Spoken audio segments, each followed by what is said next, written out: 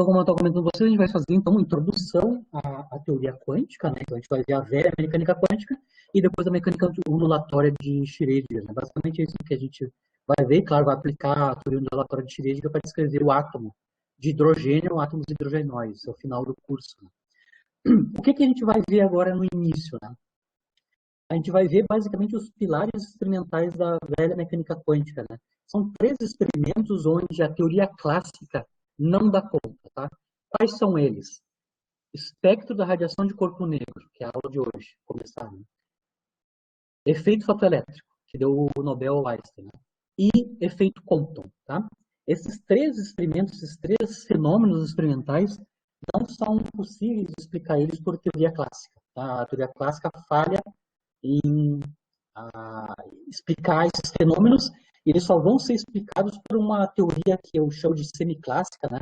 Inicialmente semiclássica, né? Vai introduzir conteúdos ad hoc, né? Por fora da teoria clássica, para tentar explicar, e depois vai ser construída uma teoria mais consistente a posteriori, né? Depois com o Schrödinger e outros, né? Mas o que a gente vai ver no início, basicamente, são os pilares experimentais, para vocês entenderem qual é o problema, né? A explicação do ponto de vista da incompatibilidade da explicação clássica com o medido. O primeiro deles é a radiação de corpo negro. Então, na aula de hoje, eu vou ter que definir o que é um corpo negro, quais são as propriedades experimentais, né, verificadas relativas ao corpo negro, e qual é que é a predição da teoria clássica para o espectro do corpo negro. A gente vai mostrar que a teoria clássica falha completamente, e o Planck, em 1900, vai introduzir uma saída para explicar os problemas da teoria clássica para descrever a radiação de corpo negro. Então, vamos lá. Se acontecer alguma coisa vocês me falem, tá? Se cair a conexão em algum momento. Então, um dos pilares, como eu estava falando para vocês, um dos pilares da velha mecânica quântica é a radiação de corpo negro. Tá? O que é a radiação de corpo negro? Todo corpo aquecido que tem temperatura diferente de zero, ela emite radiação, tá? Não emite radiação numa única frequência ou num único comprimento de onda. Ela emite radiação numa banda, né? Numa banda ampla de frequências, tá? Isso a gente chama de espectro, né? Ou seja, quanto de energia é emitida em cada um dos comprimentos de onda ou frequências dessa radiação emitida, certo? Então, aqui eu vou primeiro, antes de introduzir qual é, que é o problema do corpo negro, né, eu tenho que falar com vocês o que é um corpo negro, você definir formalmente corpo negro e depois ver quais são os problemas associados à teoria clássica aplicada ao corpo negro, à radiação de corpo negro. Né? Então, eu vou comentando com vocês, eu vou só resumir alguns tópicos de leis de radiação térmica, né? Começando lembrando que todo corpo aquecido vai ter emissão de radiação eletromagnética, né, com um certo espectro de frequência, né, uma banda de frequência, que vai depender, no caso geral, da temperatura do objeto, mas também do tipo de objeto, né, mas em geral depende da temperatura, né. Para cada temperatura diferente, eu vou ter um espectro diferente de frequências, né.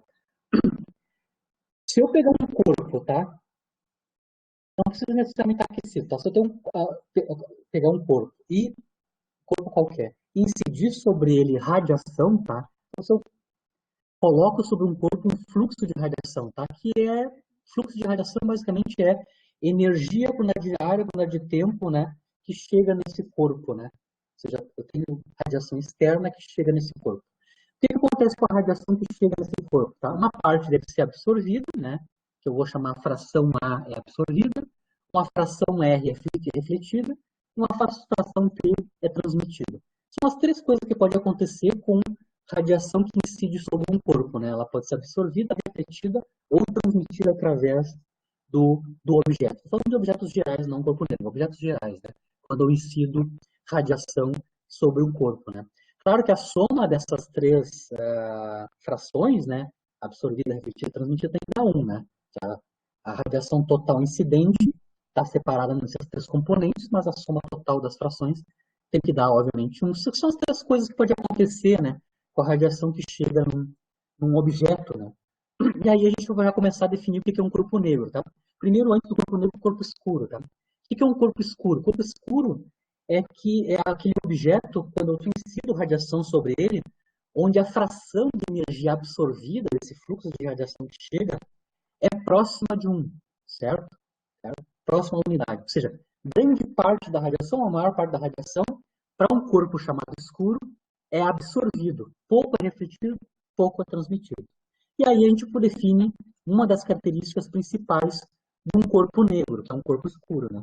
Ou seja, o corpo negro é uma abstração, é o caso limite, né, onde a fração absorvida é total. Ou seja, o corpo negro é um objeto que absorve toda a radiação que incide sobre ele. Ou seja, um corpo negro, do ponto de vista de definição, é um absorvedor perfeito, né? Ou seja, o coeficiente de absorção, ou a fração da radiação incidente sobre ele, é exatamente 1. Não se transmite e nem reflete radiação. Toda a radiação incidente é absorvida. Isso é a definição de corpo negro. É o objeto que tem coeficiente de absorção máximo, né? Valendo 1. Né?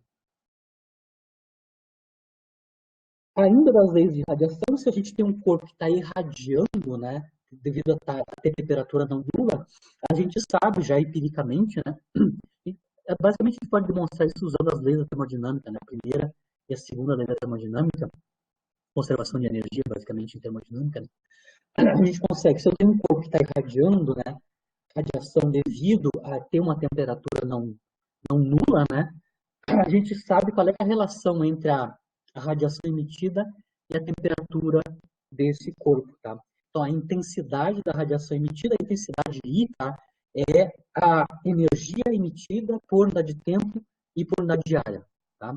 Energia em joules emitida por unidade de energia, por unidade de tempo e por unidade de área por um corpo é proporcional à potência quarta da temperatura, certo? A menos das constantes, tá?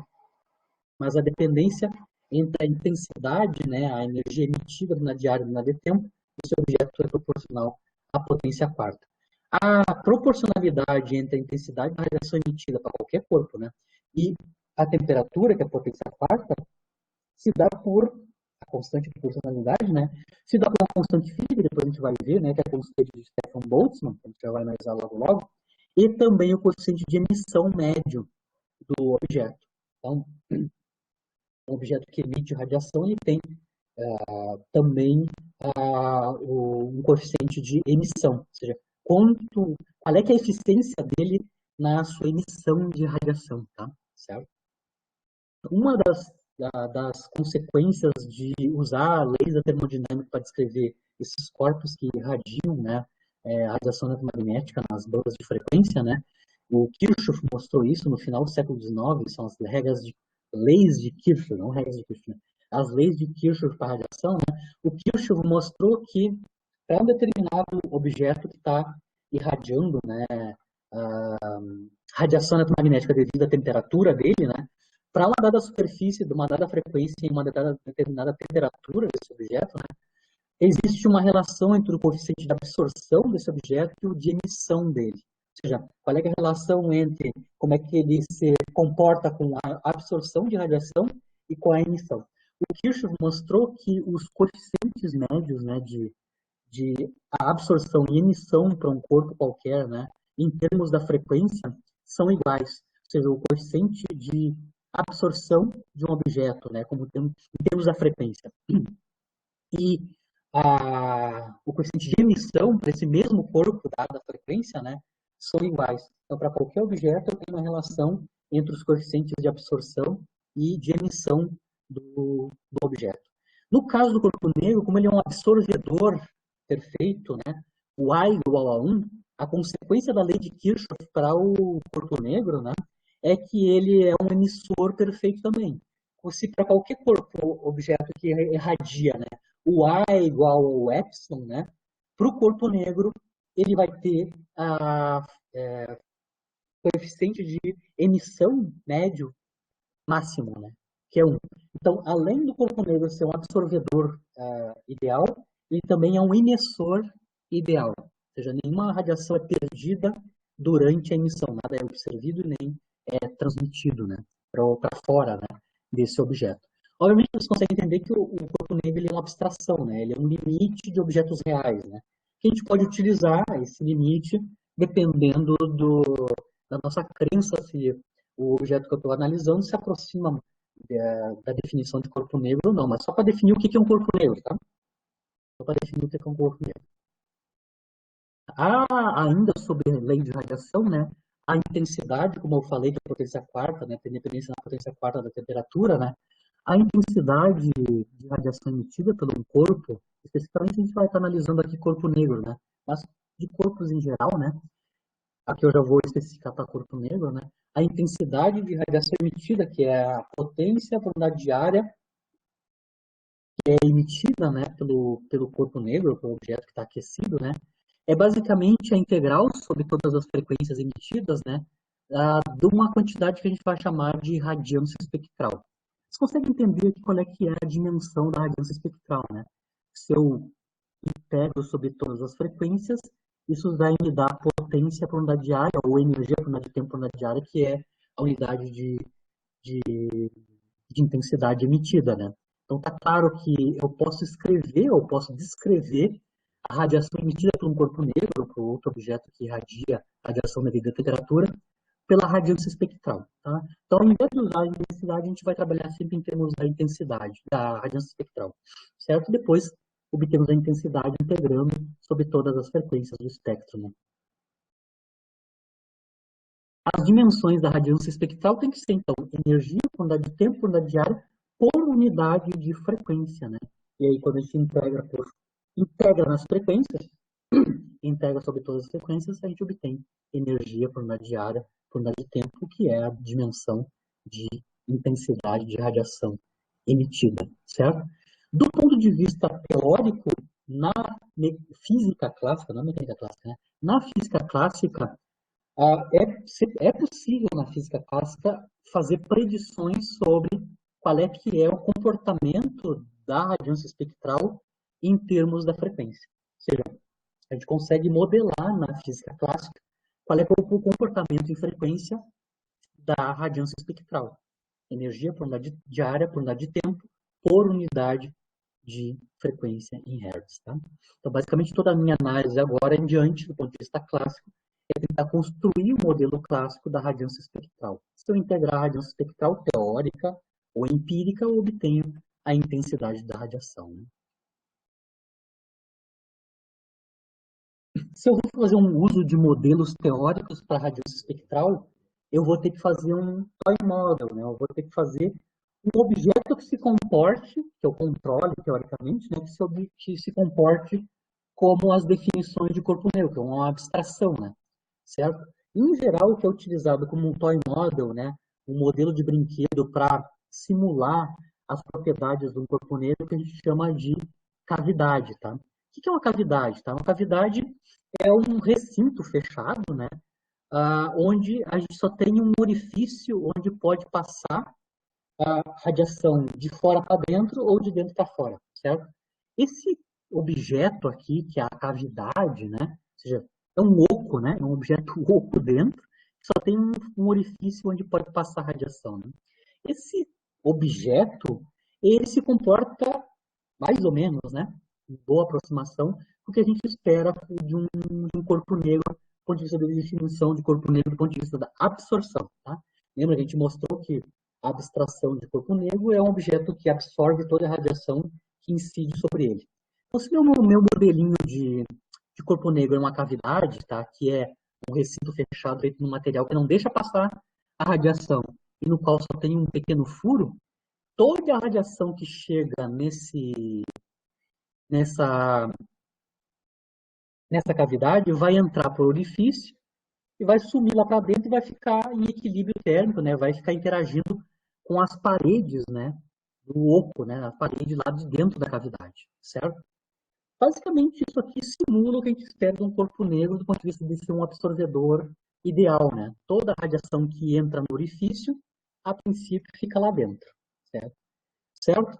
Claro que quando eu paro de incidir radiação e tiver já radiação em equilíbrio térmico lá dentro do corpo negro a uma certa temperatura, obviamente pode sair radiação de dentro lá do orifício que vai fazer uma cópia carbono, deve ser uma cópia carbono das propriedades da radiação que está em equilíbrio térmico com o interior da cavidade. Né? Então, o que a gente vai fazer aqui do ponto de vista teórico é tentar construir a radiância espectral, né? Ou seja, qual é que é a cara do espectro de radiação que sai pela essa cavidade aqui, certo? Ela deve ser uma cópia do que está acontecendo lá dentro, ou seja, a cópia da radiação eletromagnética que está em equilíbrio com as paredes da cavidade. Então, só para lembrar o que a gente vai utilizar do ponto de vista do ferramental teórico, né? O que a gente vai utilizar como sendo o nosso modelinho de corpo negro? É a cavidade. A cavidade é suficiente para simular as propriedades esperadas de um corpo negro, né, que é o absorvedor perfeito, certo? Toda a radiação que entra no orifício fica lá dentro, e se eventualmente a gente parar de incidir radiação, se sair radiação, ela sai para o orifício, né, para fora da cavidade, e o espectro de saída é o mesmo da radiação em equilíbrio térmico dentro da cavidade. Né? Como é que a gente em física clássica vai modelar, então, a radiância espectral, já usando, claro, aquele modelo, né, de corpo negro que é a cavidade? Né? Existe uma relação em física teórica, né, na verdade, no eletromagnetismo clássico, né, uma relação direta entre a radiância espectral, que é energia por unidade de tempo, por unidade de área, por unidade de frequência que sai pelo orifício. Então, aqui eu já estou modelando, já estou usando o corpo negro, a minha cavidade, para modelar a radiação que sai, tá? A radiação que sai pelo orifício. Olha que a cara da radiação que sai lá dentro do orifício, que é o meu simulador do meu corpo negro irradiando, né, radiação eletromagnética para o ambiente, né. Existe no eletromagnetismo clássico, claro, uma relação entre a radiância espectral, né, e a densidade espectral de energia do campo eletromagnético que está dentro da cavidade. Como eu comentei de novo, acho que eu vou falar pela terceira vez, né, a radiação que sai para o superfície é cópia carbono da radiação que está lá dentro, as características da radiação que está lá dentro. Né. Então, eu consigo relacionar a radiância espectral com o conhecimento da densidade de energia, né, do campo eletromagnético dentro da cavidade. Vocês lembraram lá do eletromagnetismo clássico, física 3, né? Vocês lembram que a radiação a gente pode definir a densidade de energia do campo eletromagnético, né? O Rho, né? Que é a energia do campo eletromagnético por unidade de volume, certo? Aqui a gente vai um pouquinho mais, né? A densidade espectral de energia é a energia do campo eletromagnético por unidade de volume por unidade de frequência. Estou chamando de Rho de Mi, né? É basicamente a densidade de energia do campo eletromagnético dentro da cavidade por unidade, né? Por frequência, né? Por frequência específica, né? Ou seja, quantos joule por metro cúbico tem na frequência tal, na frequência tal, na frequência tal, devido à radiação que está dentro da cavidade. E que sai pelo aquele orifício que é o meu modelinho, time model para o corpo negro, né? Vocês conseguem mostrar, a gente consegue mostrar no eletromagnetismo clássico, mas não veio o caso aqui, né? Existe uma relação direta entre a radiância espectral, que é a energia por unidade de área, unidade de tempo que sai naquele orifício, que é a radiação do corpo negro, né? Vai modelar o espectro de radiação do corpo negro, e a densidade de energia, a densidade espectral de energia da radiação que está em equilíbrio dentro da cavidade. Tá? A relação entre essas duas quantidades é conhecida. Tá?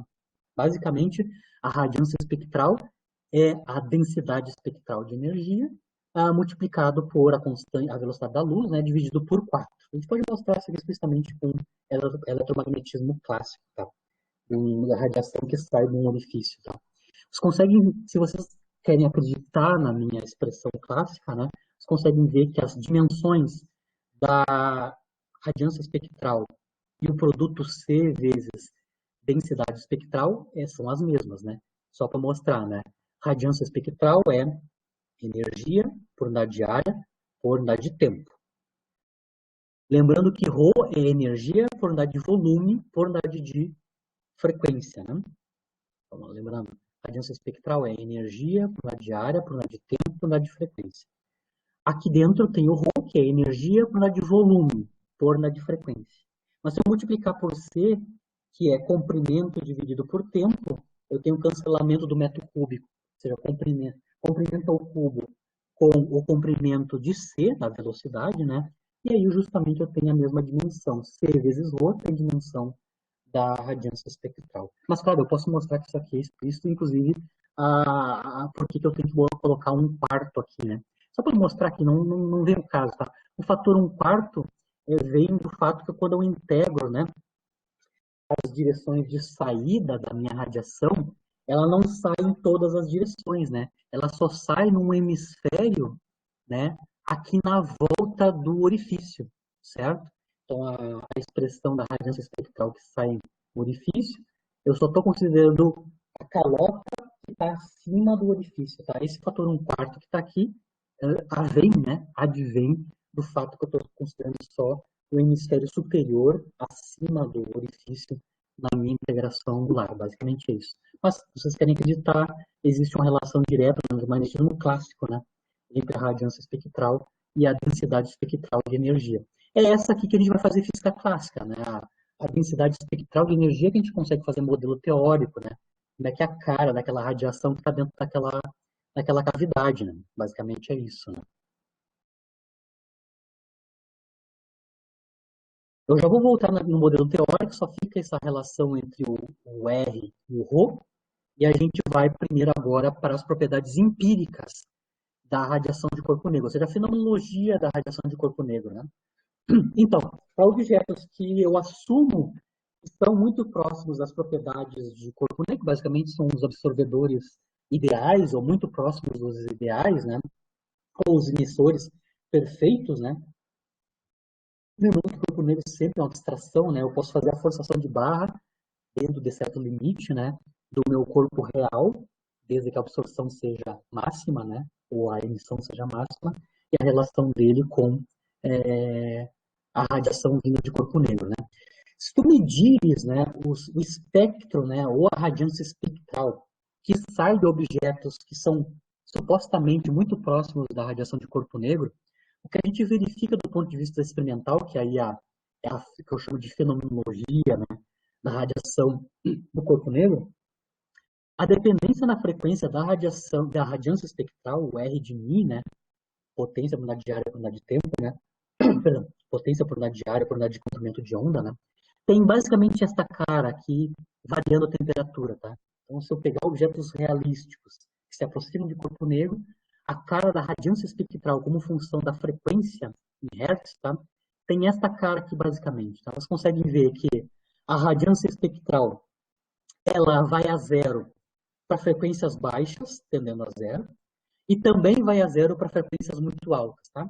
Então, a gente sabe que as propriedades empíricas da radiância espectral para corpo negro próximos de negro são zero para baixas e altas frequências. Outra coisa importante é que a gente tem picos locais, né, máximos locais, nas minhas radiâncias espectrais. Vocês conseguem ver que a minha curva, todas as radiâncias espectrais como em função de μ, tem máximos locais. E esses máximos locais, em termos da frequência, estão crescendo com a temperatura. Aqui está o gráfico para 3 temperaturas distintas em Kelvin, né? Elas estão subindo de 900 Kelvin para 1500 Kelvin. Vocês conseguem ver que o máximo se desloca com o aumento da temperatura. Isso é uma outra propriedade básica da radiância espectral como em termos da frequência. Isso é o que é, tá? Isso é o que a natureza nos fala de objetos que são próximos de corpo negro. A radiância espectral tem esta cara. Isso é uma medida experimental. Vai a zero para altas e pequenas frequências. E o pico, existe um pico da radiância espectral. O que quer dizer que existe um pico, né? Existe uma frequência específica onde eu tenho máxima emissão de energia, ou seja, máxima potência emitida por unidade de área do meu objeto. Essa é a definição de radiância espectral, né? Potência por unidade de área por unidade de frequência. Então, existe uma frequência específica, ou um comprimento de onda específica, onde a radiação está sendo maximamente emitida, né? Com alta intensidade. Né? A partir da propriedade experimental do comportamento da radiância espectral empírica, né? São derivadas leis experimentais ou leis empíricas, é o que eu falo de duas delas, relativo ao espectro de corpo negro. Né? Uma delas é a lei de Wien, ou lei de deslocamento de Wien, que é justamente isso que eu comentei com vocês, né? Que os picos, né, da radiância espectral, eles aumentam com a frequência, né, se eu estou aumentando a temperatura. Tá? A lei de Wien é basicamente uma lei empírica que quantifica este fato. Né? A gente pode mostrar explicitamente, né, que a frequência de pico, que é a Nimax, né, Ni que a gente está usando para frequência, né, a frequência de pico ela é linear com a temperatura, certo? E o coeficiente de proporção pode ser ajustado aos dados experimentais, né? O coeficiente de proporção entre o máximo da frequência, ou seja, a frequência de pico, e a temperatura do corpo que eu estou assumindo negro, né? A dependência linear e a constante de proporção, né? Tem unidades de Hertz por Kelvin, né? É 5,9, 10 na 10 Hertz por Kelvin. Então, a lei de Wien nos diz que, empírica, né? A lei de Wien empírica nos diz que as frequências de pico aqui são lineares na temperatura. E, inclusive, nos dá empiricamente quanto é que vale o coeficiente de proporcionalidade, né? A normalização desta relação linear. A gente também pode enunciar a lei empírica de Wien, né? De deslocamento de Wien também em termos do comprimento de onda de pico, né? Então, ao invés de trabalhar em termos do comprimento, em termos da frequência, onde eu tenho o máximo da radiância espectral, eu posso analisar o máximo da radiância espectral em termos de qual comprimento de onda ela ocorre, né? Também a gente pode reescrever a lei de Wien na forma do comprimento de onda máximo, né? Ou seja, para qual comprimento de onda a radiância espectral em termos do comprimento de onda, né? Então seria outro gráfico, não este daqui, né? Aqui a gente teria que fazer o gráfico do R lambda, né? A radiância espectral em termos do comprimento de onda versus comprimento de onda. A gente também vai ter o máximo, claro, né? E o máximo desse comprimento de onda, claro, é inversamente proporcional à temperatura, se a frequência é linear na temperatura, claro, o comprimento de onda deve ser inversamente proporcional à temperatura. Lembra que a frequência é inversamente proporcional ao comprimento de onda, né? A radiação magnética. Né? Mas igual, a gente consegue também relacionar o comprimento de onda de pico, ou de máximo, né? Da radiância espectral em termos de lambda, em termos da temperatura, e, claro, o coeficiente de proporção também é conhecido empiricamente, né? É na ordem de 3, 10 na menos 3 metros vezes Kelvin nas unidades do sistema internacional, né? Todo mundo aqui está em sistema internacional, os coeficientes. Tanto na relação linear, frequência-temperatura, quanto na relação inversa, comprimento de onda máximo, temperatura. Tá? São leis empíricas, né? Como é que funciona o deslocamento dos picos, né? Da radiância espectral com a frequência ou com o comprimento de onda, né? Existe uma outra lei empírica, que é a lei de Stefan Boltzmann, que se relaciona, como eu já tinha falado anteriormente, né? Essa relação, na verdade, pode ser explicada pela a primeira lei da termodinâmica apenas, né? Mas a intensidade da radiação total, né? Que sai de um corpo negro, especificamente, né? Ou seja, a energia por unidade de área, por unidade de tempo que sai de um corpo negro, né, é diretamente proporcional à temperatura na potência quarta deste corpo negro. E nada mais. Tá? A intensidade da radiação que sai de um corpo negro, pela lei de Stefan Boltzmann empírica, né, é independente do que é feito o material do corpo negro, ou seja, do que é feito a minha cavidade, independente da constituição, do que é feito o meu material, que está irradiando, né, devido à temperatura, claro, se eu estou aproximando ele para um corpo negro, né, então a intensidade de radiação que sai dali é só dependente da temperatura, na potência quarta. E a constante de proporcionalidade é a constante de Stefan, né?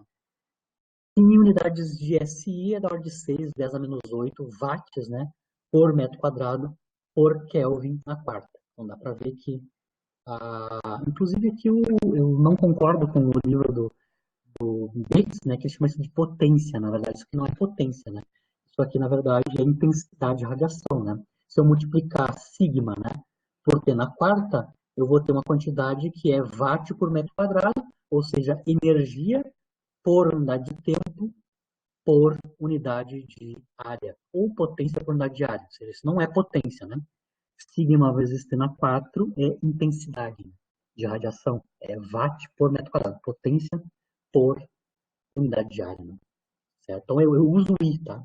O, o Bates usa P, mas na verdade é I, né? A intensidade da radiação que sai, potência por unidade diária, é proporcional à potência quártica da temperatura, independente do objeto, né?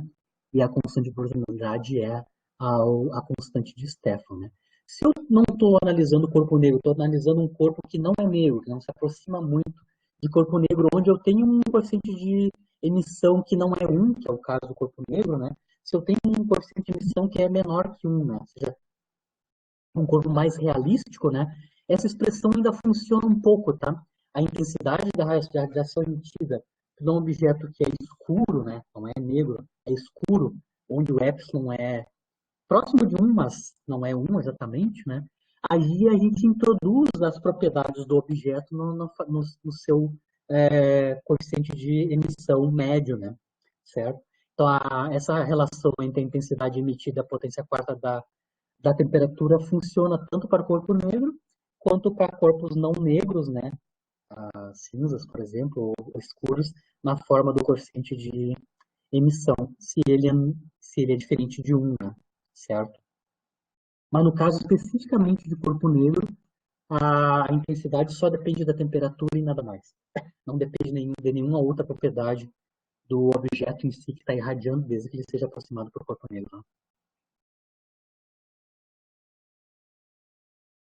Então, aqui basicamente eu estou mostrando as propriedades empíricas, né, da radiância espectral, né? Como é que a radiação por unidade de área, unidade de tempo, por unidade de comprimento de onda ou frequência sai do meu corpo negro. Tem essas propriedades básicas, né? Claro que qualquer modelo teórico, né, que descreva a radiação de corpo negro do ponto de vista teórico tem que satisfazer todas essas leis, certo? Tem que satisfazer a lei de Vie, tem que satisfazer a lei de Stefan Boltzmann, tem que satisfazer o comportamento com frequência, né, tanto de pequena quanto alta frequência da radiância espectral. Então, qualquer modelo teórico tem que satisfazer todas essas propriedades empíricas, né?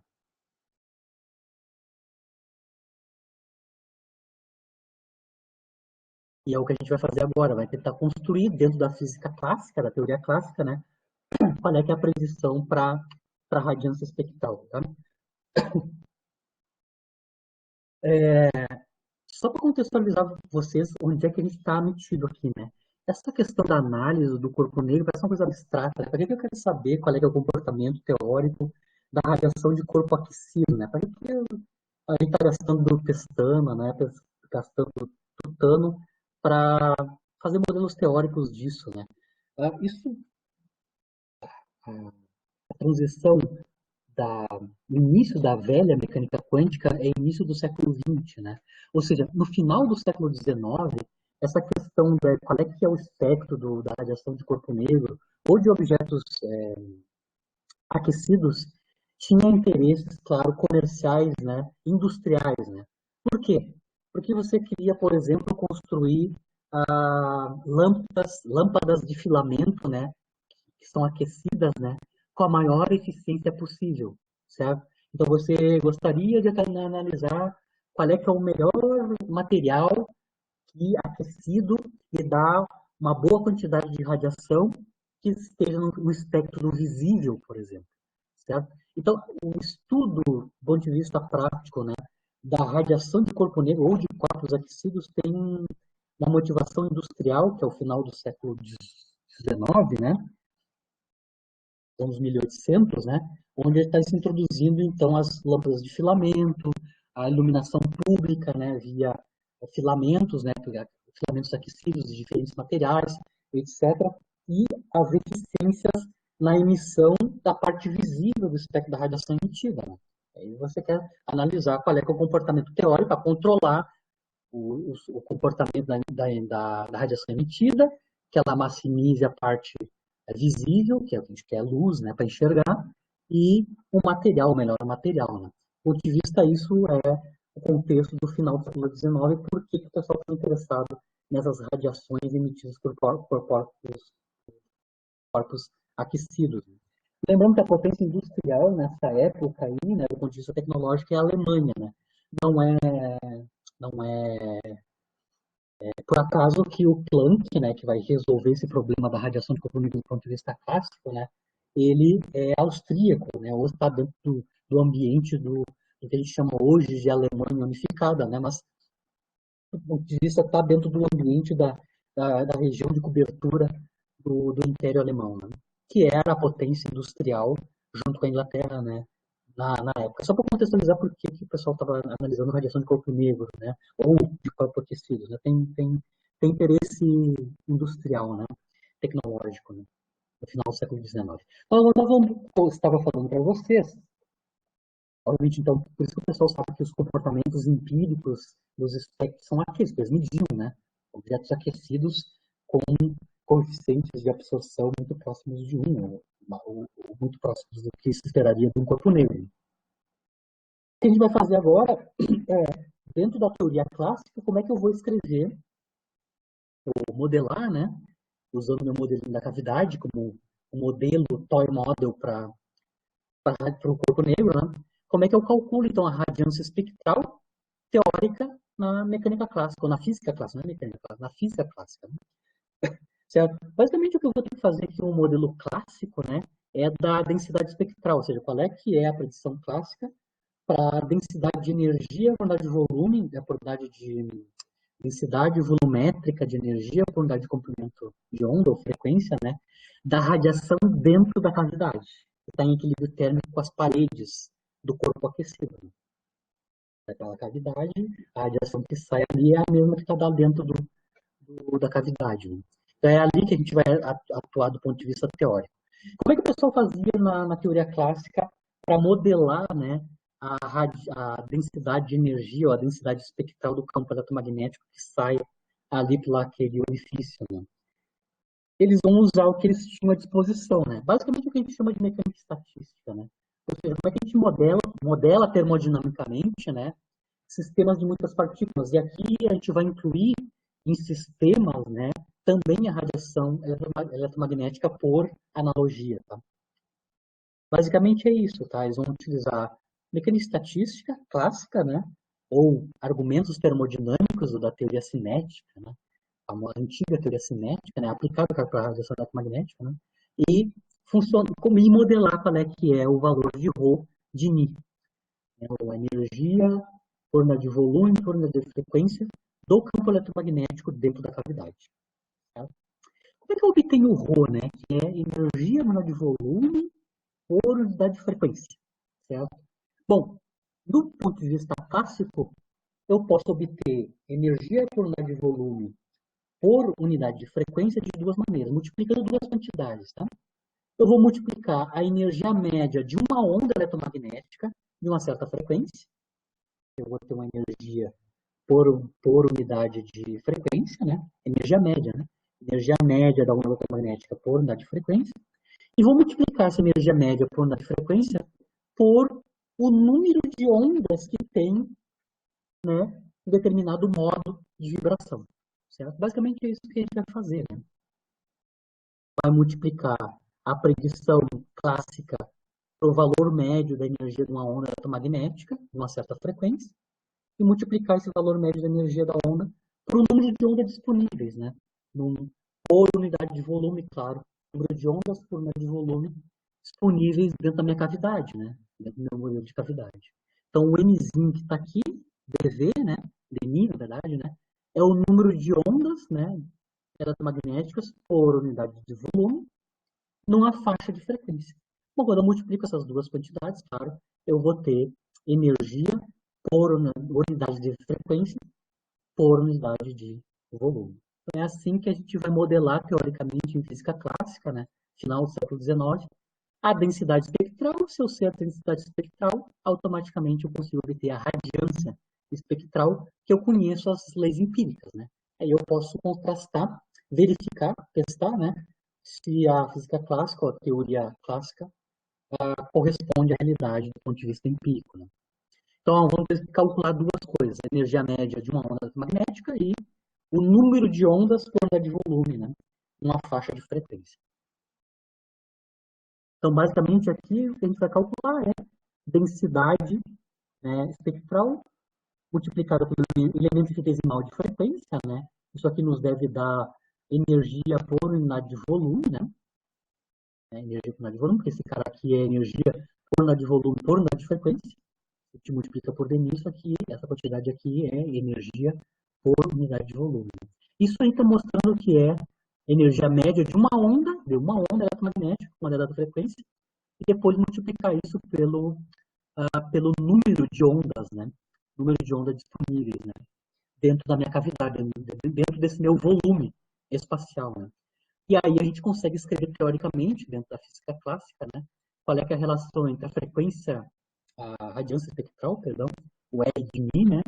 Com a energia média de uma onda eletromagnética e o número de ondas eletromagnéticas por unidade de volume. Então, agora em física clássica, a gente vai analisar essas duas quantidades, né? Vai compatibilizar dentro da teoria clássica quanto vale essas duas quantidades. Primeiro, a gente vai começar com a energia média de uma onda eletromagnética. O que o pessoal vai utilizar do ponto de vista clássico é o Rayleigh Jeans, tá?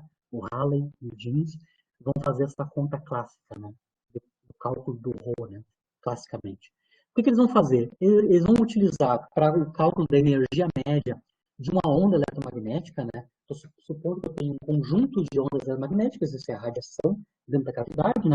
A energia média das ondas eletromagnéticas dentro da cavidade para uma determinada frequência, eles vão utilizar o teorema de repartição da energia. Tá? Isso é mecânica estatística, né? Ou seja, termodinâmica e teoria cinética, né? Aplicada à radiação. Né?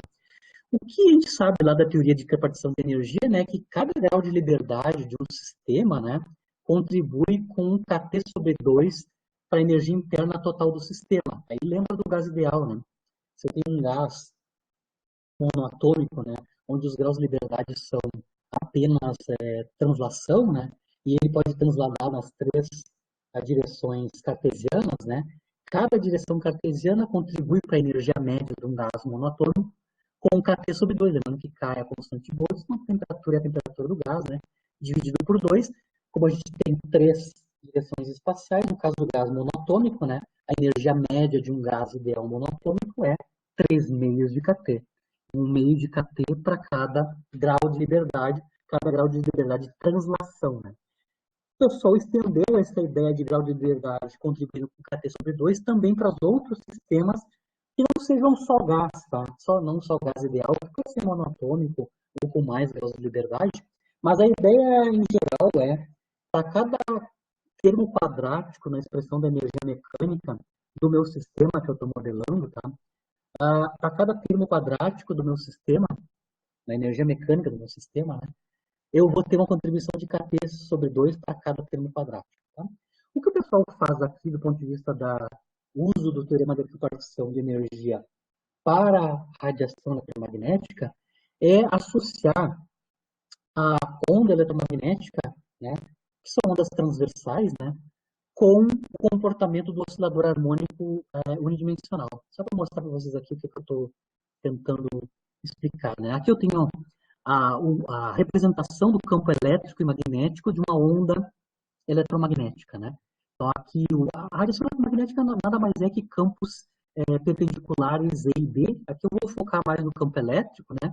Então, a gente tem campo, né, harmônico, né, tanto E quanto B, e a direção de oscilação do campo E e B são transversais, né, à direção de propagação da onda eletromagnética, né, com velocidade c.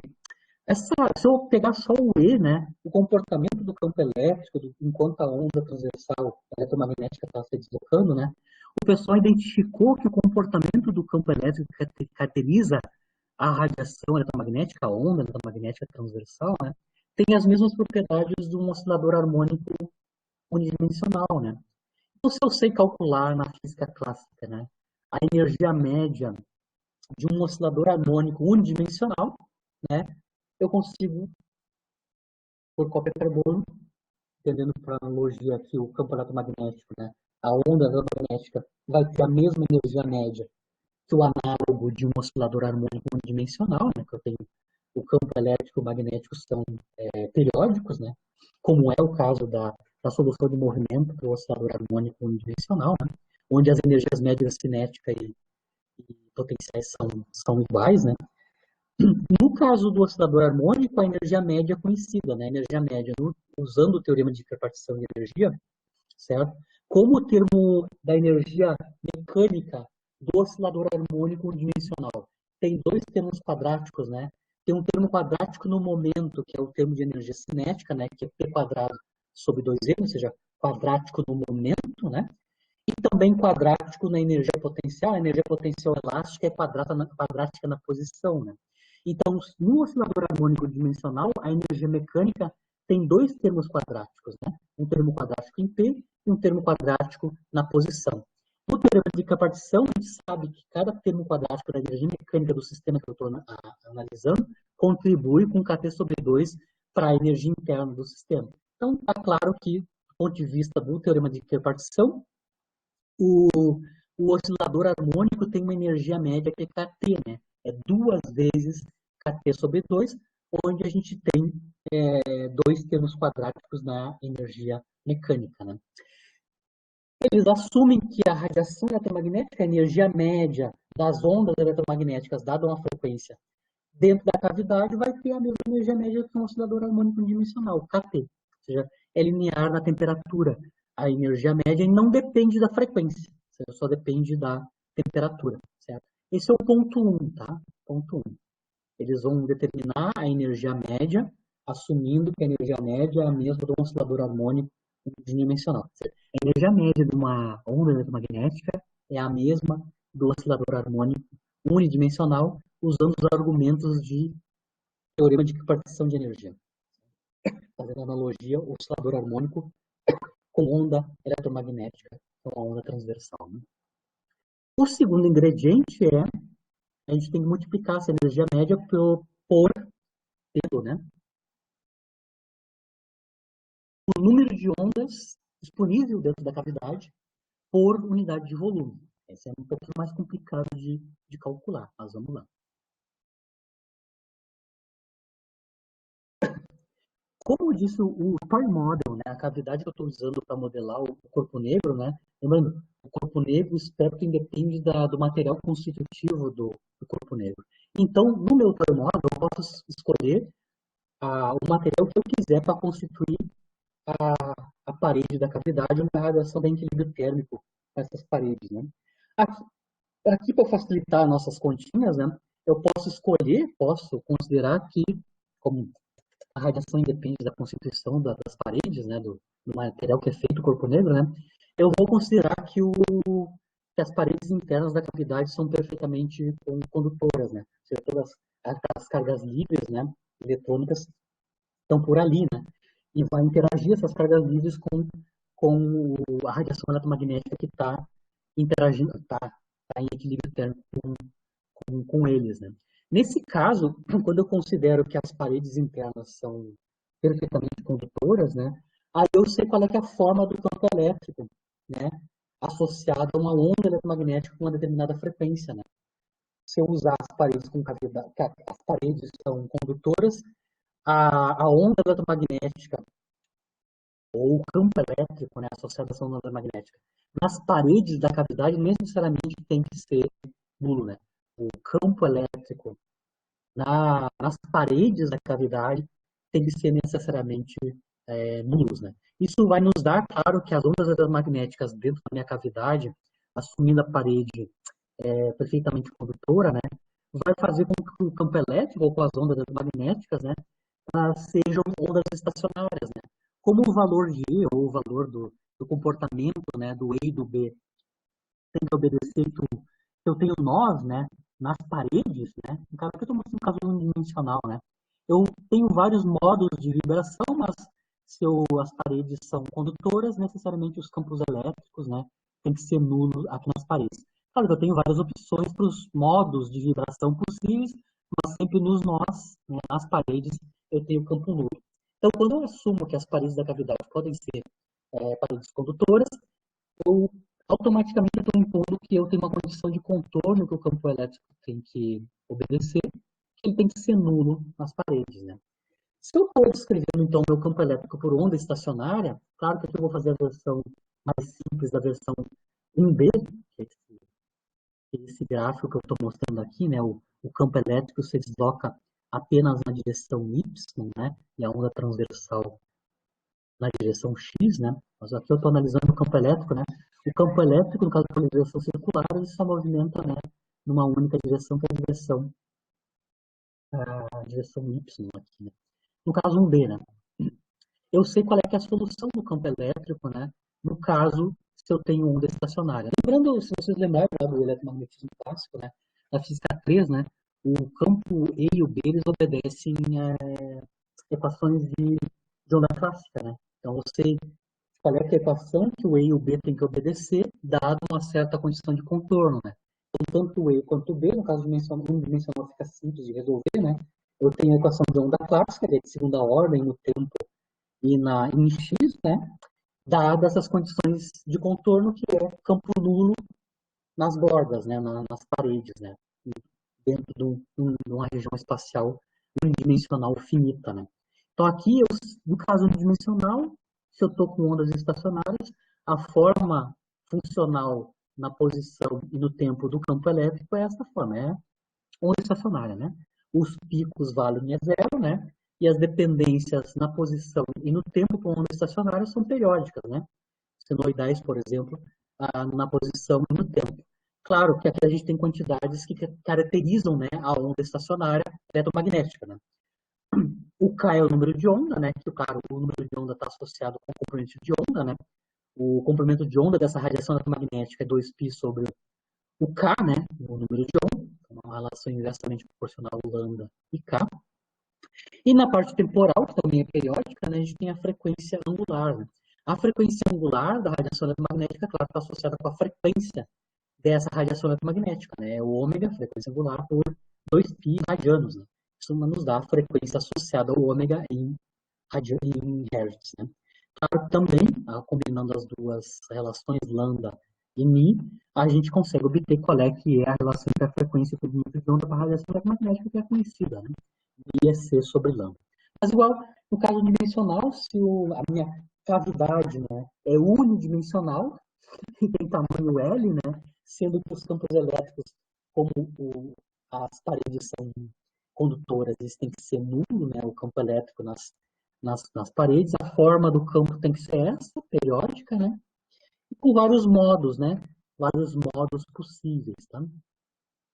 Claro, a condição que o campo elétrico tem que se anular nas paredes, no caso unidimensional, né, se eu colocar x igual a L, né, que é uma das minhas paredes, né, por exemplo, se eu colocar a origem x igual a zero e a outra colado em uma das paredes, né, a origem em uma das paredes, a outra parede está numa distância x igual a L da origem. Né? Se eu colocar, lembrar, né, que x igual a L, meu campo elétrico tem que ser nulo, né, isso vai nos dar uma condição específica, né, para os números de onda possíveis para a minha radiação eletromagnética descrita como onda estacionária. Né? Ou seja, para o meu KL me dar seno nulo, né, o seno de KL tem que ser zero para eu ter campo zero quando x é igual a L. Né? Isso significa que K vezes L tem que ser múltiplos inteiros de π, de maneira que eu sempre anule o seno, né, quando x é igual a L, ou seja, nas paredes, né.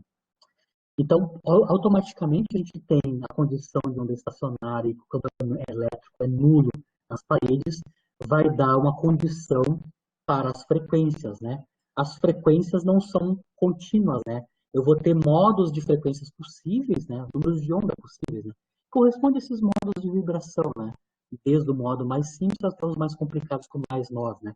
Mas eu posso mostrar que a condição do campo elétrico ser nulo nas paredes me relaciona, né, impõe, né, que os números de onda da radiação eletromagnética, né, tem que ser números inteiros de π sobre L, onde L é o tamanho da cavidade unidimensional, né, onde que aqui são números inteiros, né. Por que eu estou fazendo isso? Porque eu sei que para K vezes L múltiplos de π, o seno é zero e automaticamente o campo é nulo e satisfaz a condição de contorno, né? Então, o fato de eu ter onda estacionária me impõe que eu não posso ter qualquer número de onda, eu tenho um número de onda que são números inteiros da razão π sobre L, né? Claro, eu posso escrever essa condição dos números de onda em termos das condições automáticas para as frequências, né? Lembrando que eu posso combinar a relação entre K e Mi, isso vocês conseguem mostrar aqui explicitamente, né? Eu posso escrever Mi em termos de K, né? Aqui, ó. Mi é C sobre lambda, mas lambda é 2π sobre K. Automaticamente, então, Mi pode ser escrito como CK sobre 2π. Mas só que o K, para a onda magnética estacionária, né? O K é quantizado, ou só admite valores inteiros de π sobre L, né? Então, o fato de eu ter onda estacionária eletromagnética dentro da minha cavidade, que caracterizam todos os modos de vibração possíveis das ondas estacionárias que eu vou ter, ondas eletromagnéticas, né? Dentro da cavidade, né? E envolve, então, valores discretos para as frequências. Então, devido ao fato que a onda eletromagnética dentro da cavidade é estacionária, significa que eu tenho um número finito, né? Um número finito, no caso 1D, né? No caso 1D, eu tenho um número finito de frequências possíveis, né? Ou seja, associadas ao um número finito, né? O número inteiro pode ser infinito também, né? Mas eu tenho um número discreto, né? Eu tenho valores discretos da frequência, que são valores inteiros de C sobre 2L, ou seja, tem a ver com o inverso do tamanho da cavidade e a velocidade da luz, né? Então, o fato de eu ter um conjunto de ondas estacionárias dentro da cavidade faz com que as frequências dessas radiações tenham que obedecer números inteiros dessa quantidade, que é C sobre 2L, tá? O que isso vai me dizer sobre o número de ondas eletromagnéticas dentro da minha cavidade unidimensional, né? Eu consigo mostrar aqui que o número de ondas, né, no intervalo de frequência delta-mi, né, eu estou chamando de m de mi delta-mi, né, tem que ser, obviamente, o número de, de modos, né, modos Q de vibração. Então, se eu tenho uma faixa de frequência que eu estou interessado, que é uma faixa delta-mi de frequência, dentro dessa faixa delta-mi de frequência, tem um certo modo, né, um certo número de modos de vibração, que são os valores de Q possíveis, né? 1, 2, 3, 4 e assim por diante, né? Então, o número de ondas dado um intervalo de frequência é proporcional, deve ser igual o número de modos dentro dessa faixa de frequência. O número de modos dentro de uma faixa de frequência a gente pode calcular dessa equação aqui, ó. O delta-mi está relacionado com o delta-q, né? E são diretamente proporcionais essas duas quantidades, né? O número de modos que cabem dentro de uma faixa de frequência, né? Basicamente segue essa relação entre o mi e o delta-q, né?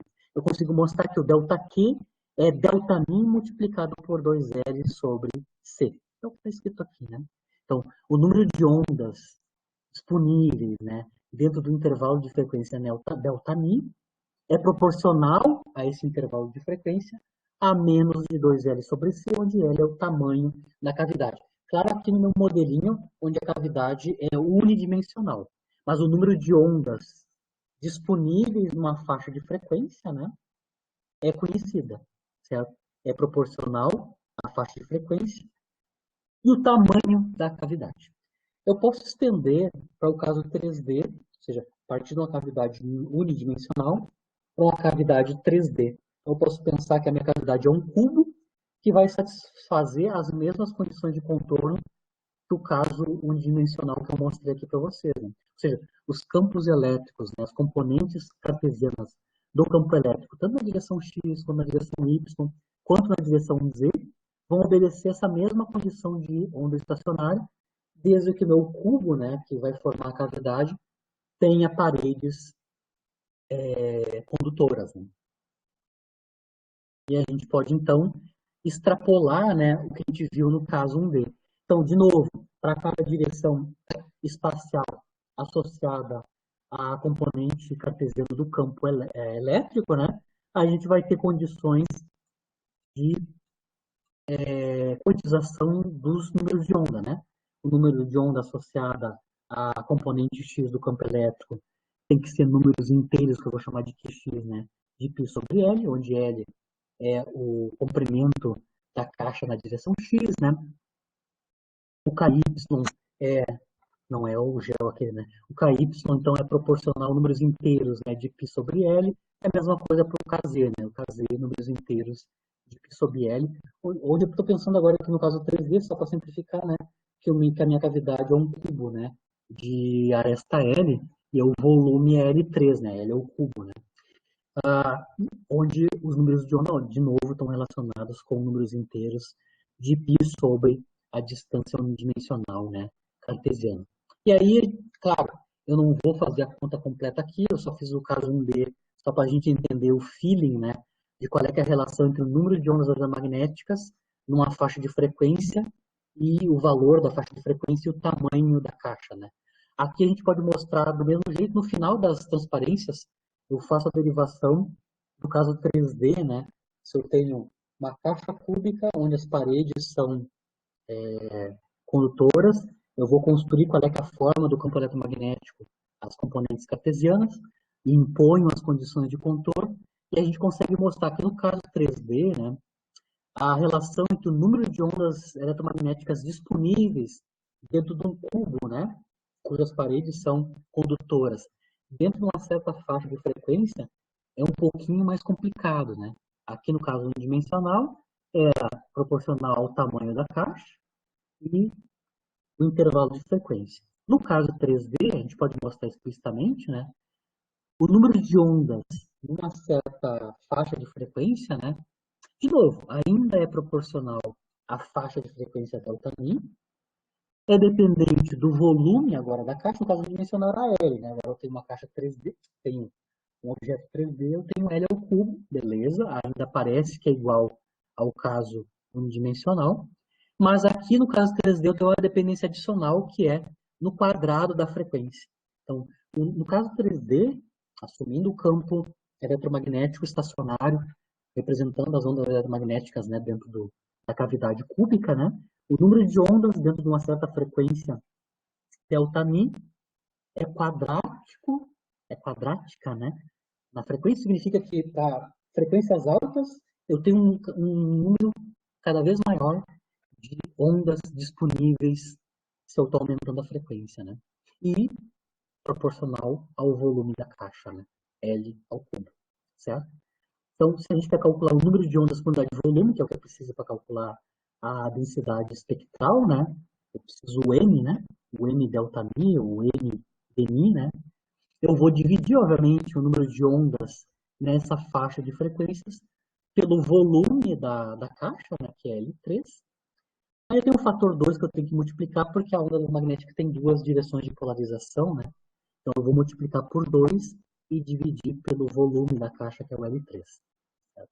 Com isso eu consigo mostrar que, no caso 3D, né, a densidade espectral densidade espectral do campo eletromagnético modelado classicamente, né, multiplicado por dμ, né, que é o elemento infinitesimal de frequência, né, que eu já mostrei que é a frequência média de cada onda, né, que é kT, fazendo analogia com o oscilador harmônico, né, a energia média do oscilador harmônico, e a contagem do número de ondas, que eu acabei de mostrar, no caso 3D, né, o número de ondas por unidade de volume, né, o número de onda por unidade de volume é divide essa quantidade pelo volume, então vai dar 4π seu cubo Ni2 delta Mi, certo?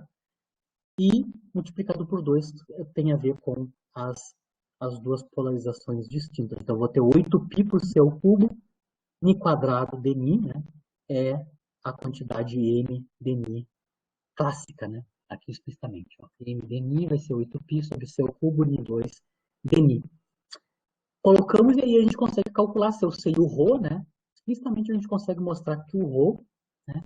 O ρ é kT, kT vem da energia média do oscilador harmônico ou da onda eletromagnética estacionária, né?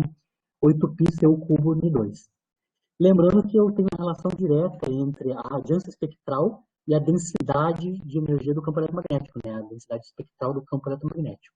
Como eu já acabei de calcular ele usando argumentos clássicos, né, eu consigo mostrar, multiplicando por C sobre 4ρ, né, a densidade espectral, eu consigo mostrar que do ponto de vista da predição teórica clássica, né, da radiância espectral como função da frequência, a gente consegue mostrar explicitamente que ela é linear na temperatura, ou seja, a radiância espectral é linear na temperatura, e tem uma dependência quadrática na frequência, certo? Então, se eu for fazer o gráfico para temperatura fixa, né, para diferentes temperaturas, em termos da frequência, a predição clássica, né, a predição clássica é essa pontilhada aqui, ó. A radiância espectral predita classicamente, né, usando todos esses argumentos clássicos que eu mostrei, né, do ponto de vista da energia média e da contagem do número de ondas estacionárias dentro da minha cavidade, né. A radiância espectral predita, ela é quadrática em μ. Isso é uma parábola em μ, né? Bom, até para frequências baixas ela corresponde à realidade, né? Para frequências muito baixas até elas correspondem à forma funcional empírica da radiância espectral dos objetos aquecidos próximo do conceito de corpo negro. Para frequência muito baixa, né? Muito pequeno, até vai. Só que para frequências cada vez mais altas, né, eu tenho uma divergência com I quadrado. Então, já tem um primeiro problema da incompatibilidade teórica, né, do espectro conhecido, ou da radiância espectral empírica, com a predição teórica. Ela diverge com I2 na teoria, mas ela tem um pico e vai a zero para altas frequências. Já tem o primeiro problema. Além dessa divergência com N ao quadrado, o resultado da teoria clássica vai nos levar a uma predição que não tem sentido. Se eu for calcular quanto é que a intensidade emitida por um corpo negro, onde a radiância espectral é descrita pela física clássica, ou seja, se a radiância espectral é proporcional a m quadrado, quando eu for calcular quanto é que a intensidade que sai desse corpo negro modelado por física clássica, ou seja, quanto é que a energia por unidade de área, por unidade de tempo que sai de um corpo negro modelado por física clássica, que basicamente é a integral de zero a infinito nas frequências da radiância espectral, como a radiância espectral clássica é dependente de μ quadrado, significa que a intensidade que sai desse corpo negro modelado por física clássica é infinito. Ou seja, um corpo negro na física clássica emitiria infinita energia por unidade de área por unidade de tempo. Isso não faz sentido nenhum, é paradoxal, né? Um objeto aquecido próximo do conceito de corpo negro, ele emitir radiação infinita, né? Energia infinita por unidade de área por unidade de tempo. Tá? Isso também não corresponde à realidade. Então, ele tem dois problemas, né? Tem um problema paradoxal do ponto de vista da intensidade dessa radiação predita, né? Intensidade dessa radiação predita emitida e explicitamente a forma funcional, né? Não tem nada a ver com a forma funcional do comportamento em frequência da radiação espectral, do espectro, né? De corpo negro medido, né? Experimental, certo? É esse o problema que se dá no final do século XIX, né? A teoria clássica não dá conta de nenhuma das propriedades experimentais da radiação de corpo negro. Talvez um pouquinho ela simule o que dá para fazer ou seja, corresponde à realidade física, né? Só para muitas baixas frequências, né? Para μ tendendo a zero, para frequências baixíssimas, né? Para frequências a partir de muito pequenas, ela não tem poder preditivo nenhum, tá? É completamente errado, né? É completamente distinto do que é esperado experimentalmente. É esse o problema que o Planck vai atacar em 1900, né? Como é que eu vou consertar o problema teórico partindo da física clássica, né? Como é que eu conserto e consigo uma consistência da predição teórica com a medida experimental, tá? O que o Planck vai se dar por conta é ele vai ter que abrir mão que a energia dos osciladores que vão modelar os átomos da parede da cavidade, ele vai abrir mão que a energia desses osciladores, que estão em equilíbrio térmico com a radiação dentro da cavidade, né? Ele vai abrir mão que a energia desses osciladores seja contínua como na física clássica.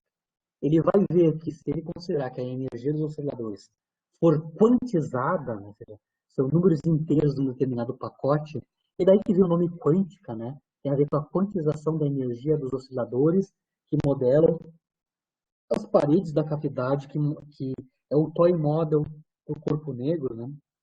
E ele consegue, se ele abrir mão da continuidade da energia desses osciladores, ele consegue descrever corretamente a, a radiância espectral ou o espectro da radiação de corpo negro, teoricamente, né? Certo?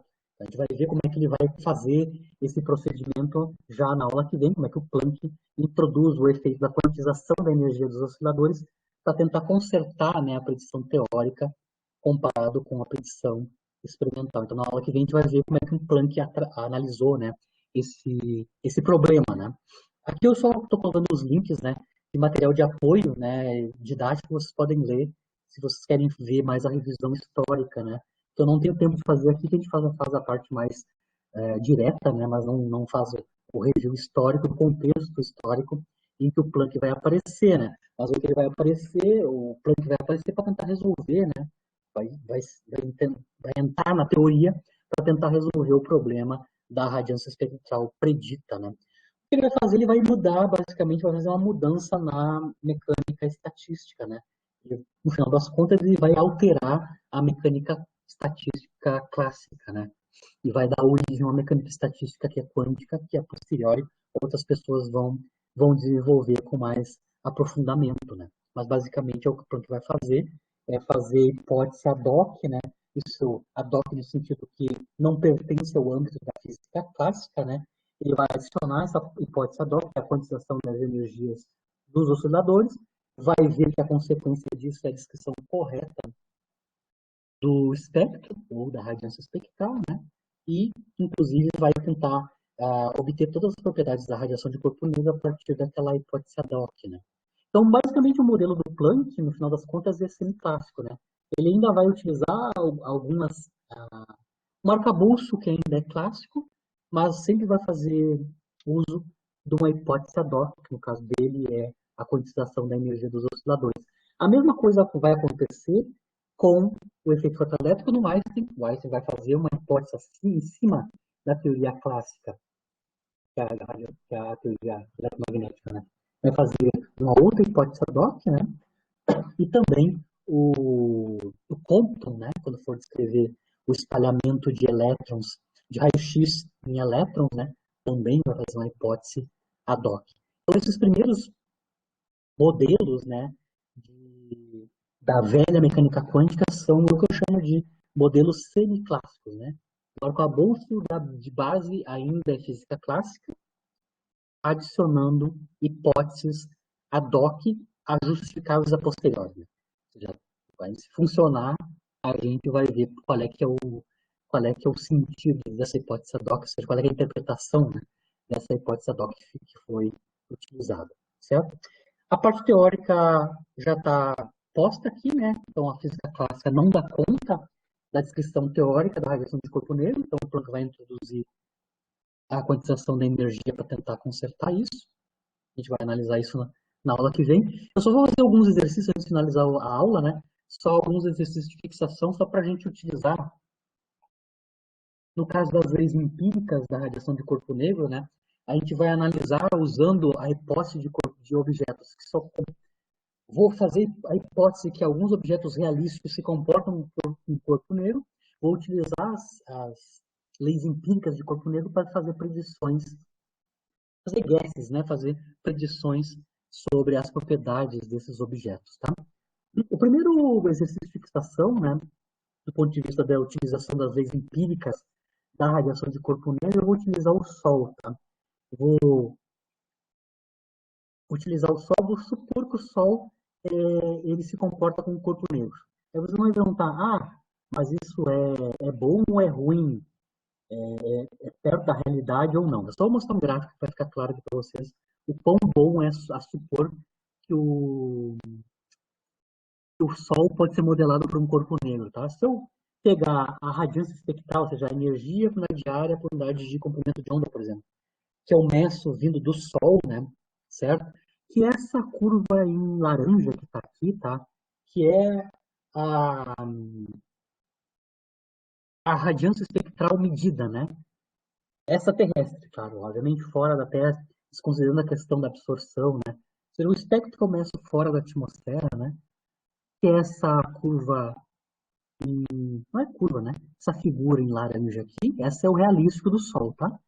Em cinza tá o, a forma da radiância espectral que eu espero da radiação de corpo negro, né? Aquele comportamento com um pico bem definido, zero nas frequências ou comprimentos de onda grande e pequeno, sabida a certa temperatura, tá? Eu só vou mostrar para vocês que essa hipótese, que a radiância espectral vinda do Sol pode ser bem aproximada, né? Pode ser considerada como sendo aproximada, como sendo muito similar, né? Ou em boa qualidade com radiação de corpo negro, está justificada de medida experimental. Tá?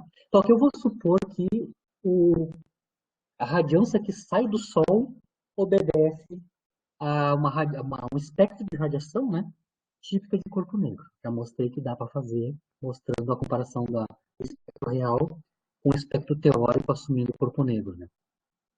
Lembrando que num corpo negro, a radiância espectral só depende da temperatura e do comprimento de onda ou da frequência e nada mais. Não depende de nenhuma outra propriedade do objeto em si. Né? Então, vamos supor que na superfície do Sol eu tenho uma temperatura de 5.700, que é o que os astrônomos medem na fotosfera, né? É da ordem de 5.700, quase 6.000. 6.000 Kelvin, né? É a temperatura na cromosfera do Sol. Com essa informação da temperatura e assumindo que o Sol pode ser modelado como um corpo, como sim, a radiação aqui é emitida, tá? Então, lembrando que um corpo negro só emite, ele é um emissor perfeito, né? Toda a radiação é emitida. Né? Então, essa radiação aqui, nem sei se perguntaram se da radiação, o Ramon perguntou, nem sei que hora ele perguntou, faz tempo, né? Faz tempo que ele perguntou da radiação. Mas eu estou assumindo então que o Sol irradia tipo o corpo negro, ele tem uma temperatura de 5.700, certo? E eu vou calcular algumas coisas usando as leis empíricas associadas ao corpo negro, né? Qual é, que é a potência irradiada pelo Sol? Qual é, que é o comprimento de onda de pico, né? E qual é, que é a intensidade da energia solar que chega, né? Essa radiação que sai de lá, qual é que chega no topo da atmosfera terrestre, certo? Lembrando que o raio do Sol é conhecido, né?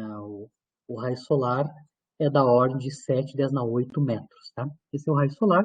Se eu tenho raio solar, eu consigo calcular a área, né? Eu vou supor que a área do Sol é uma área esférica, né? Uma esfera de raio R.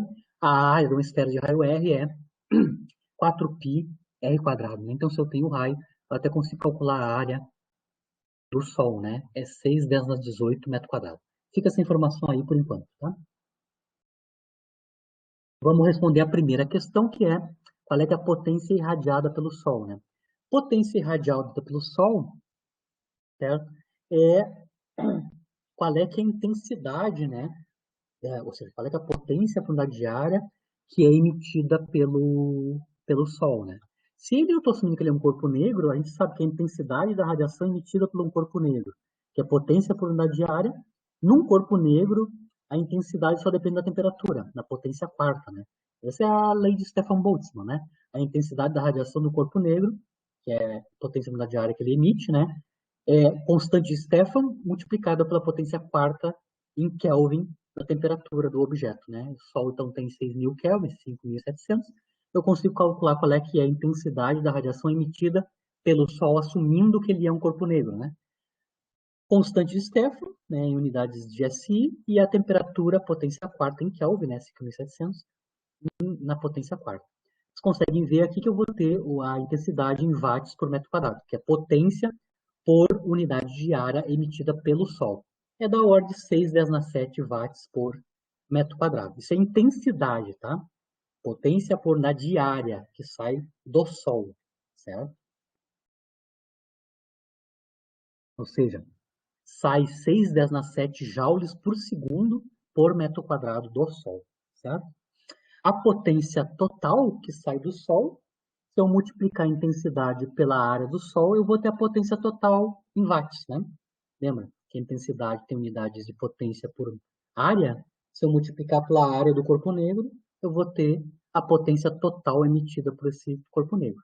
Então, eu sei que a potência total emitida pelo Sol vai ser a sua intensidade, que é os 6 vezes na 7 watts por metro quadrado, vezes a sua área, que eu já calculei aqui, né? 7 vezes na 18 metro quadrado. Esse produto aqui no SI vai nos dar em watts, né? A potência total emitida pelo Sol, que é a ordem de 4,10 na 26, um número brutal, né? É 4,10 na 26 watts. E essa é a potência, né? Ou seja, qual é a energia por unidade de tempo que sai do Sol, né? Os joule sai total, né? Quanto de energia, unidade de tempo sai do Sol, sendo que essa energia ela é emitida pela superfície, né? Do Sol, que tem essa área 10 a 18 metros quadrados. Né?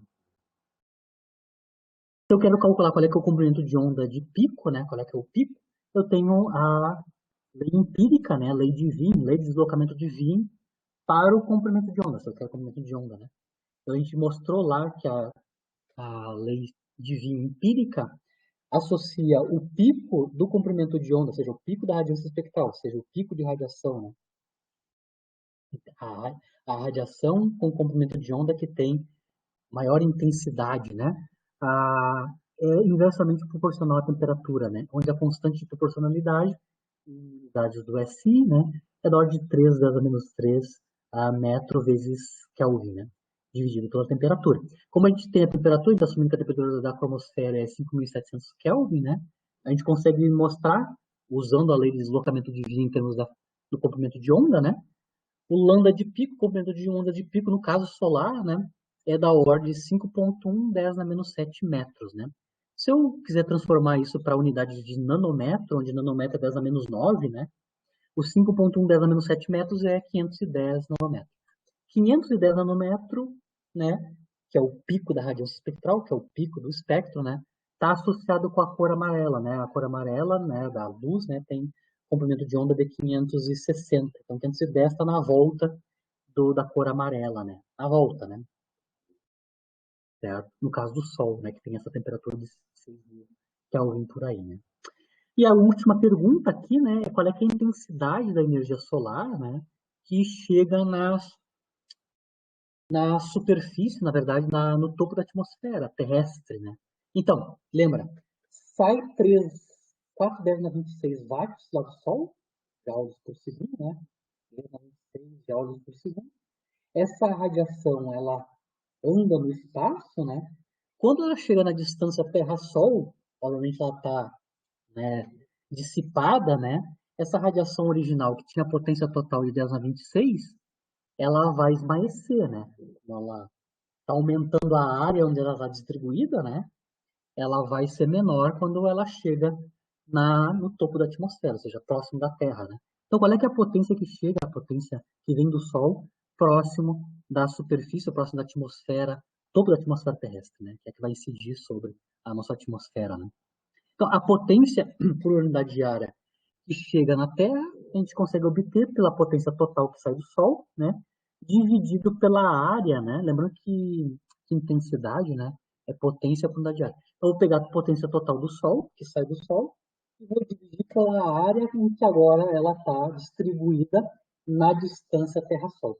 Na distância Terra-Sol, essa potência original de 10 a 26 watts está distribuída agora numa área enorme, né? Cujo raio dessa esfera maior, né, tem o raio igual à distância média Terra-Sol, que é a unidade astronômica, né? É o 10 na 11 metros, né? Então eu consigo mostrar qual é, calcular, né, explicitamente, qual é que é a ordem de grandeza da intensidade da radiação que vem do Sol, que chega no topo da atmosfera terrestre. Eu estimo isso dividindo a potência total do Sol, né, que sai do Sol, que é o 3,6 a 26 watts, pela a área da superfície em que essa radiação está agora, quando ela chega na proximidade da Terra, né? Ela está espalhada. O raio é maior agora, né? O raio é bem maior, 1,5 10 na 11 metros. E a gente consegue calcular qual é, que é a área dessa nova esfera, é 4 π vezes o raio novo, né? Distância Terra-Sol médio, ao quadrado, e a gente consegue obter qual é que é a intensidade da radiação que chega no topo da atmosfera. Eu estou falando do topo da atmosfera porque tem um problema da absorção dessa radiação, dessa intensidade, quando ela passa pela atmosfera, né? Porque a Terra não é um corpo negro perfeito, né? Ela, os coeficientes de absorção, o coeficiente de absorção e emissão são diferentes de corpo negro, né? Então, uma parte se fica no meio do caminho, né? Mas, como estimativa, eu consigo ver que o que chega no topo da atmosfera, que vai passar pela atmosfera, é da ordem de 1.300, né? 1.300 watts por metro quadrado é o que chega, né? Originalmente lá no topo da atmosfera, né? Essa quantidade que é 1.300 por aí, né? A minha estimativa, claro que a minha estimativa é que depende da temperatura que eu usei para o Sol, né? Mas é dessa ordem, 1.300 é o grosso modo, né? Da energia, na verdade, potência e unidade de área que chega no topo da atmosfera, né? Esse 1.300 watts por metro quadrado é o que a gente chama de constante solar, né? Pode ser medido experimentalmente, né? Da ordem de 1.360 watts por metro quadrado, que na minha teoria do Sol ideal como um corpo negro é dessa ordem, né? Da ordem de 1.300 e pouco, né? 1.300, né? Um pouquinho menos. Claro que se eu aumentar, né? Claro, aumentar a temperatura do Sol, como eu mostrei ali na comparação do gráfico real com o espectro do corpo negro, em vez de usar 5.700 a 5.777, que é o que está lá, né? Eu vou ter automaticamente aumento da intensidade, aumento da potência total, e obviamente eu vou aumentar um pouquinho o valor da estimativa da constante solar, né? Aqui de novo o gráfico mostrando o realístico com o espectro esperado de radiação de corpo negro com uma determinada temperatura, né? O outro exercício de fixação é muito parecido com o anterior, só que ao invés de usar o Sol, que é alta temperatura, eu vou vir para o mundo mundano, né? Que é temperatura ambiente, né? Então, eu vou fazer o mesmo procedimento que eu fiz com o caso solar, mas agora no caso de superfície corporal de pessoas, né? Corporal a temperatura ambiente. Então, eu vou supor que a temperatura superficial, né? Do corpo humano é da ordem da temperatura ambiente, 32 graus centígrados, né? Em Kelvin, todas as temperaturas que a gente está usando é Kelvin, tá? Transformado de 32 graus centígrados para Kelvin, isso é 305 Kelvin, né? E a área média ocupada por os humanos é da ordem entre 1,6 e 1,9 metros quadrados, né? Então, é dessa ordem, né? A área superficial e a temperatura ambiente, né? Para esse tipo de corpo, obviamente não tem nada a ver com o corpo negro, mas se eu supor que é corpo negro, eu posso fazer estimativas, né? De qual é, que é a intensidade da energia emitida por esse corpo ser humano, né? No caso idealizado, se eu pensar ele como corpo negro, né? Qual é que é o comprimento de onda de pico associado, né? E qual é que é a potência emitida, né? Total emitida pela superfície do corpo humano, assumindo que ele pode ser modelado como um corpo negro, né? O mesmo procedimento que a gente fez no caso do Sol, né? Se eu pegar a temperatura, que é a temperatura ambiente, que é 305 Kelvin, né? A intensidade de radiação emitida pelo, pelo corpo negro, pessoas, né? É só proporcional à temperatura na potência quarta, né? Claro que diminuiu a temperatura, a gente vai ter uma intensidade bem menor que no caso do Sol, né? Lá era 10 na 26, 10 na 20 e tantos, né? Aqui é só da ordem de 500, né? 500 watts por metro quadrado. É a intensidade de radiação emitida por uma pessoa, né? A temperatura ambiente, claro, assumindo, né, a idealização que eu posso pensar que a radiação é a mesma de corpo negro, né? Não é, na verdade, não é, né? Mas uma aproximação é da ordem de 500 watts por metro quadrado, né? Se eu usar a lei de deslocamento de Wien, né, no caso, sabendo essa temperatura ambiente de 305, né, a comprimento de onda de pico é aquela constante, né, da ordem de 3 10 a menos 3 metros vezes Kelvin, pela temperatura em Kelvin, né, 305. Isso dá 9,5 10 a menos 6 metros, né? Isso, eu posso escrever isso como 9,5 micrometros, né? Esse tipo de comprimento de onda, que é o máximo, né? O comprimento de onda de máximo da radiação emitida por um objeto à temperatura ambiente, né? Está na região do espectro do infravermelho, né? Certo? Então, em objetos de alta temperatura, o pico é na região do visível, como no caso do Sol, a gente mostrou, né? E para objetos com baixa temperatura, a lei de deslocamento de Wien nos dá que a baixa temperatura, basicamente, a gente está na região do infravermelho, se a gente está considerando temperaturas ambiente, né? As potências emitidas, potências totais, né, emitidas pelas pessoas, né, é apenas a multiplicação da intensidade, né, que é o 500 watts por metro quadrado, pelas suas áreas correspondentes, né? Quando a gente multiplica a intensidade por área, a gente tem potência da radiação emitida. Então, basicamente, a gente multiplicando o I pelo A, no caso de pessoas, né? Cujas as áreas são tipicamente da ordem entre 1,9 e 1,6 metros quadrados, as potências dissipadas, né, assumindo que são corpos negros, as pessoas em temperatura ambiente, né, a gente está entre 900 e 800 watts, né, emitidos, onde o pico dessa emissão está na região do infravermelho. Tá? Isso é só para mostrar alguns exemplos usando as leis empíricas, né, da radiação de corpo negro, que é a lei de Wien, lei de deslocamento de Wien, e a lei de Stefan Boltzmann. Né? Claro, assumindo que esses objetos podem ser aproximados pela idealização de corpo negro, que são absorvedores ideais e emissores ideais. No caso do Sol, claro, no caso do Sol e dessas pessoas, a gente está assumindo que a emissão é de 100%. Né? Tudo que sai daquele corpo negro é emitido com 100% de eficiência. Né? O epsilon, né, o porcento de emissão, é 1 e nada é transmitido e nada é absorvido enquanto eu estou fazendo a, a irradiação, né? Especificamente. Na aula que vem a gente vai voltar, né, na questão do Planck e como é que o Planck vai resolver, né, o problema teórico da divergência, né, a catástrofe do ultravioleta, né, que o ultravioleta é o problema da alta frequência, né. A gente tem divergência com o quadrado, né, a gente tem divergência com frequência alta, como é que o Planck vai resolver, certo? Já adiantando, então, que o Planck vai resolver por quantização da energia dos osciladores, que são os modelos dos átomos, né, das paredes da cavidade. Detalhe, no final do século XIX, quando o Planck vai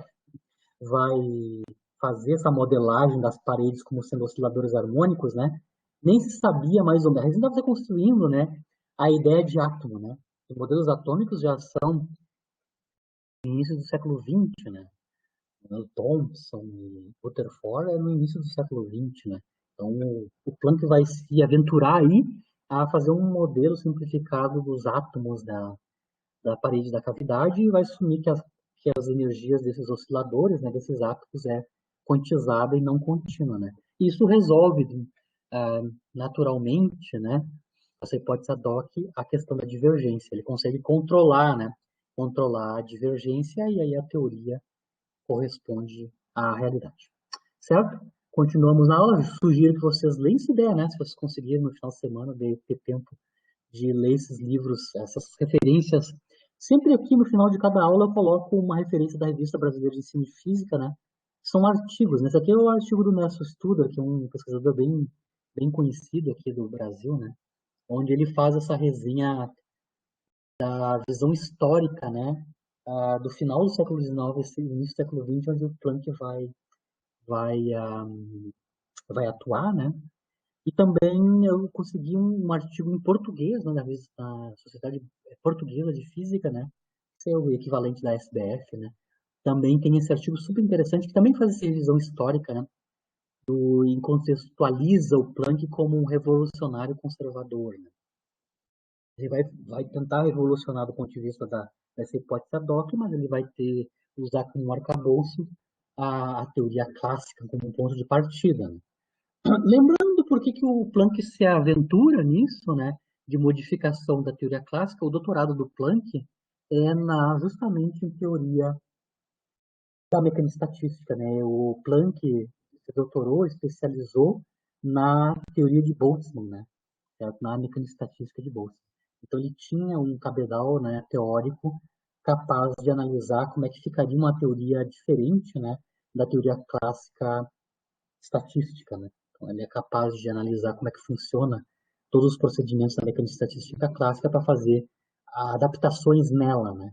Então, ele consegue fazer isso porque ele tinha um arcabouço do ponto de vista do doutoramento na teoria de Boltzmann, que é a teoria clássica de mecânica estatística, né? Sistemas clássicos. Né? Certo? Eu termino por aqui e na quinta-feira continuamos com a teoria planckiana e como é que ele obtém a radiância espectral a partir da quantização da energia. Isso dá um nome quântica, né? O quantum vem dessa hipótese ad hoc do Planck em 1900, né? Para resolver inicialmente a questão da radiação de corpo negro, né? E essa ideia da quantização da energia ou quantização em geral, né, vai ser utilizada pelo Einstein a posteriori, em 1905, né, para descrever o efeito fotoelétrico e a ideia de fóton einsteiniano do efeito fotoelétrico, o Compton vai utilizar para explicar o espalhamento do raio-x com a matéria, né? Que são, como eu falei, falo de novo mais uma vez, né? Os pilares experimentais da velha mecânica quântica, né? São esses três: radiação de corpo negro, efeito fotoelétrico e efeito Compton ou espalhamento Compton, né? Que é raio-x contra elétrons do material, né? Esses três experimentos, todos eles são anomalias experimentais do ponto de vista da incompatibilidade da teoria clássica com o experimento, né? Ela tem anomalias e tem que ser adaptada ao formalismo clássico para dar conta desses três experimentos. As hipóteses ad hoc são as quantizações, né? Certo? Encerro por aqui. Desculpe se eu não respondi, eu não consigo ver, enquanto eu estou apresentando a aula, eu não consigo ver aqui o chat, né?